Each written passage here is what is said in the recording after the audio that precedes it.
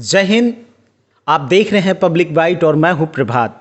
कहते हैं कि हमारा जो समाज है वो सतयुग हो या रामयुग हो या कलयुग हो, स्त्री को अपनी अस्मिता बचाने के लिए, अपने घर बचाने के लिए हमेशा अग्नि परीक्षा देनी पड़ती है। बहरहाल हम आपकी बात करा रहे हैं आज नवादा में निगार खान जी से। नमस्कार, बहुत बहुत स्वागत है हमारे पब्लिक बाइट में। निगार नाथ जी, एक बात मुझे बताइए कि क्या तकलीफ़ें आपके साथ गुजर रही है? ये हम पीढ़ी से गुजर रहे हैं। हमारे पास एक बच्ची है जिसको लेकर के हम बहुत परेशान हैं। यहाँ हमको ससुराल में बहुत तंग किया जाता था, जिसके वजह से हमने कोर्ट में अपील किए हैं। पंचायत को भी ये लोग नहीं माने। अब कोर्ट से जो ऑर्डर आया है, कल हमने अपने ससुराल गए, वहाँ जाने के बाद कोर्ट के आदेश को महिला और प्रशासन द्वारा जो हमें ऑर्डरशिप मिला था वो लेके गए, लेकिन हमारे ससुर और पूरे ससुराल ही वाले वो लोग बोलते हैं कि हम कोर्ट के ऑर्डर को नहीं मानते हैं। एक संक्षिप्त रूप में आपकी शादी कब हुई, क्या क्या घटनाएं हुई, क्या कारण था, लड़ाई की क्या बुनियाद थी? हमारी शादी मुस्लिम रीति रिवाज के अनुसार हुआ, जिसमें पहले वो लोग ने दहेज के लिए कोई भी मांग नहीं किया था, लेकिन जैसे ही हमारी निकाह हुई उसी टाइम से इन लोग मांग करने का किया, जो कि हमने न्यायालय में भी लिखाया है, हमारा पूरा मोहल्ला जानता है। उसके बाद जैसे तैसे करके विदाई हो गई। वो लोग का था 2 लाख रुपया एक आल्टो कार, हम लोगों ने नहीं दिया है। क्या नाम है छोटी आपका? नीदा निगार। आप कितने दिन पहले अपने दादाजी के घर यानी अपने पापा के घर गए, याद है आपको? नहीं। आप अपने पापा का चेहरा याद है? जी। कहाँ देखते थे अपने पापा को? कोर्ट में। कोर्ट में देखते थे। वही है कि उन लोगों को तो बेटी हो गई, वो लोग हम बहुत इसके बाद भी गए, बहुत प्रताड़ित उठाए हैं, ऐसा बात नहीं है। हम परेशानी में जूझ रहे हैं और अभी तक हम परेशान हैं एक बच्ची को लेकर के। वो लोग इसके बारे में ना कोई खोज लेते ना खबर लिए हैं जब से पैदा हुई है। इनके बेटी होने के कारण ही समझिए कि ये चीज़ हुआ है हमारे साथ। ये दिया गया है कागज, लेकिन ये दहेज लोभी इंसान, ऑर्डर दिया गया है, ये कागज देख। इसमें ऑर्डर ये भी हुआ है कि हमें ससुराल में अच्छे से रखा जाए, मान सम्मान के साथ रखा जाए, और एक लैट्रिन रूम, बाथरूम और किचन का भी हमको सुविधा देने का यहाँ आदेश हुआ है, लेकिन वो लोग तो आदेश ही को नहीं मान रहे, कोर्ट के ऑर्डर ही को नहीं मान रहे हैं। कोर्ट का ऑर्डर लेकर आप कब गए थे अपने ससुराल? कोर्ट के ऑर्डर लेकर के कल मैं महिला हेल्पलाइन और यहाँ जो थाना प्रभारी है और प्रशासन के साथ, हम और मेरे पापा और मेरी बच्ची और महिला के साथ गए हैं, जिसमें महिला भी वो बोली है कि लिख करके देंगे, वो तो अब न्यायालय में देगी।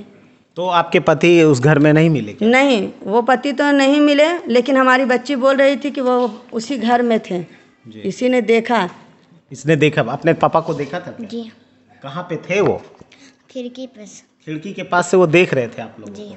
लेकिन कौन कहे कि वो आपके पति घर में नहीं है? घर में हमारे जो ससुर हैं, देवर है और मेरी एक ननद है, वो लोग मतलब घर में जितने लोग थे वो लोग बोले लड़का है ही नहीं है। वो अच्छा। गया है, लगता है सर टाटा के बारे में बताएं कि टाटा गया हुआ, ये हमारी ननद बोली है। अपने पति से आपकी बातचीत होती है? जी, 2 साल से हमारी हो रही है। जी। उनसे बातचीत होती है, मतलब जो सारी बातें होती है, आप उनसे कभी ये बात नहीं करते कि आप हमें घर क्यों नहीं लाते हैं? बात किए, वो बोलते हैं कि जैसे कि हम आएंगे औरंगाबाद में, तो कभी बोलते हैं कि जमा मस्जिद के पास आओ, कोई कभी बोलते हैं हम पठनटोली में आए हुए हैं, क्या बोल जाता है वहाँ आओ, और उसके बाद अपने पापा को नहीं बता के आना है, और हम तुमको आएंगे और तुमको ले जाएंगे, घुमाएंगे फिराएंगे, ये सब सिर्फ ये बहलावा दे रहे हैं, हमारे साथ टाइम पास कर रहे हैं। कितने दिन पहले आप अपना ससुराल गए? हम ये मिला करके अपने ससुराल 3-4 बार चले गए हैं। सबसे लास्ट टाइम कितनी पहले गए? सबसे लास्ट टाइम वही कल गए। कल गए? इससे पहले? इससे पहले एक बार गए हैं, हो गया है बहुत दिन। हाँ, तो उस वक्त हमारी ननद बोली कि आपको घुसने नहीं देंगे, केस किए हैं, आप पेपर लेके आई हैं, लेकिन जब हम पेपर लेके गए तो भी कहाँ एंट्री मिला हमें। क्या चाहते हैं? अब वही हमको वही घर में रहना है, हमको मान सम्मान मिलना चाहिए, और क्या बोल जाता है, हमारी एक बच्ची है, इसकी परवरिश हो, पढ़े लिखे, हम इसको वो चीज़ नहीं दे पा रहे हैं जो एक बच्ची को मिलना चाहिए। हम अकेले हैं, अबला नारी, हम क्या कर सकते हैं? घर से थोड़ा बहुत रेंट उठता है, उससे ये हमारा जो भी कर रहे हैं, बाकी हम इधर उधर से मांग करके केस लड़ें। केस लड़ने के बाद भी हम इस मुकाम पे पहुँचे, आज हमें कोर्ट ऑर्डर दिया है, उसके लिए भी लोग इन लोगों ने नहीं माना है। अब हम किस दरवाज़ा पे जाएं? आप क्या चाहते हो बेटा? क्या मांग रखना चाहते हो? क्या चाहते हो तुम? मेरे को वहाँ रहना है। अपने पापा के पास रहना है। जी। और जब इनको घर का आश्रय नहीं दिया तो वहीं जनता फाउंडेशन के संस्थापक सह अध्यक्ष मोहम्मद समीम जी विगत दिनों से उस मासूम अबला नारी को अपने घर में आश्रय दिए। आइए हम उनसे कुछ जानते हैं, समझते हैं क्या पूरी कहानी है। बता रहा हूँ। रुस्तम साहब जो लड़की के पापा हैं, वो नवादे के ही किसी भी व्यक्ति से इनको पता चला कि आप जनता फाउंडेशन में जाएं और वहाँ पे अपनी बात रखें जिनसे कुछ मदद मिल सकता है। तो इन्होंने हमारे पास 2017-18 में मेरे पास आए हमारे ऑफिस में, बोले कि समीम साहब ऐसी ऐसी बात है, मेरी बच्ची की शादी हुई 12 में, 12 के बाद जो घटना हुई वो तो पूरे डिटेल में लिखा हुआ है। उसके बाद जब इनकी तह तक गए तो जो हो सका हमसे हम इनको मदद किए। पहले तो सामाजिक जो होता है, सामाजिक के अनुसार से हम लोग मीटिंग किए, उनको बुलवाया भी गया, मीटिंग भी किया गया, लेकिन उन्होंने मानने से इनकार कर गया। जब मानने से इनकार कर गया तो हम बोले कि कोर्ट का रास्ता खटखटाइए, कोई विकल्प नहीं है। जब सामाजिक माध्यम से हम लोग बहुत प्रयास किए कि इस एक छोटी सी बच्ची थी तो आज बड़ी हो गई, लेकिन जिस वक्त इसकी माँ लेके आती थी दर्द होता था मेरे अंदर। दर्द ये होता था कि 2 साल 3 साल का बच्चा था, उस वक्त लेके भटकी चलती थी, उसका नाना भी आते थे और बेचारी दर्द लगता था कि ये मेरी अपनी बहन है। मैं अपनी बहन समझ के इनको अपने घर में, अपने माँ बाप के पास, अपनी बीवी बच्चे के साथ, आज भी अपने जब भी आते हैं कोर्ट कचहरी के काम से तो मेरे घर में ही स्थान लेते हैं।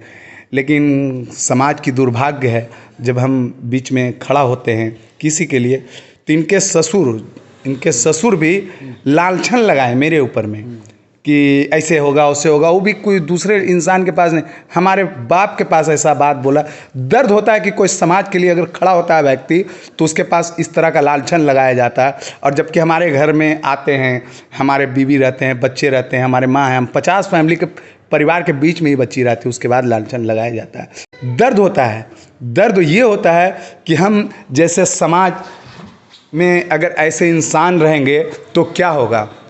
बोलिए, समाज के लिए हम लोग दिन रात एक कट्ठा किए हुए रहते हैं, हम अपनी बीवी बाल बच्चे अपने घर तक त्यागे हुए रहते हैं समाज के लिए कि कुछ करें। लेकिन कुछ लोग ऐसे हमारे समाज की दुर्भाग्य है जो नहीं बदल पाएगा। जब कोर्ट का आदेश है, लाई बाबू ये कोर्ट का आदेश है, ये देख लीजिए, ये मेरा कोई लिखा हुआ नहीं, हमारा लिखा हुआ तो चलिए भाई, जनता फाउंडेशन ही काम जनता का। ये देख रहे हैं कि कोर्ट का मानने के लिए नहीं तैयार हुआ तो हम जैसे इंसान का क्या मानेंगे। लेकिन हम लोग ऐसा नहीं, एक जो सामाजिक जो ढांचा है, न्यायपालिका का जो ढांचा है, ये एक चौथा स्तंभ के गिनती में आता है मीडिया। लास्ट में हम आज 5 साल से कंटिन्यू आ रहे हैं बेचारी। लेकिन जब कोर्ट का सहारा, कोर्ट से जब आदेश हुआ, उसके बाद महिला हेल्पलाइन से पुलिस गई, बुंदेलखंड थाना से पुलिस गई, उसके बाद बोला कि हम लड़की को नहीं रखेंगे और कोर्ट का आदेश को नहीं मानते। तो अब बताइए कि अब जब कोर्ट का आदेश को नहीं मानता है तो फिर किसके सहारे ये बच्ची जिएगी, किसके सहारे ये बच्चे पढ़ेंगे, इसके भविष्य क्या होगी। अरे हम अगर मान के चला जाए सामाजिक न्याय से हम 1 रोज मदद कर सकते हैं, 10 रोज मदद कर सकते हैं, पढ़ाई का जिंदगी कॉस्टिंग उठाने के लिए तैयार हो सकते हैं। लेकिन इस बच्ची का माँ बाप का जो सुख सुविधाएं मिलनी चाहिए, जो एक अरमान होना चाहिए, वो कहाँ से ला पाएगी। जैसे आपकी बेटी है, ये भी किन्हीं की बेटी है। किसी पे लांछन और किसी पे उंगली उठाना बहुत आसान है, क्योंकि खुद तो अपनी गिरेबान आप नहीं देख पाते। ये आज भी बच्ची अपने पिता से दूर क्यों है? आप पढ़ते हो? जी। आपसे पापा से बात होती है कभी? नहीं। कब मिले थे उनसे? कोर्ट में। कोर्ट में मिलते थे। आपको पता है कोर्ट क्या होता है? नहीं। इन्हें कोर्ट क्या होता है ये पता नहीं है, फिर भी ये अपने पिता को जो बच्चे अपने घर में देखते हैं वो बच्ची कोर्ट में देखती है। इस मासूम का कसूर क्या है? इस अबला नारी का कसूर क्या है? इसका कसूर है कि ये महिला है। इसका कसूर है कि एक छोटी सी बच्ची बेटी है, बेटा नहीं है। जब इसकी उम्र 1-2 साल थी तो इसकी माँ अपनी गोद में लेकर इसे कोर्ट का चक्कर लगा रहे थे।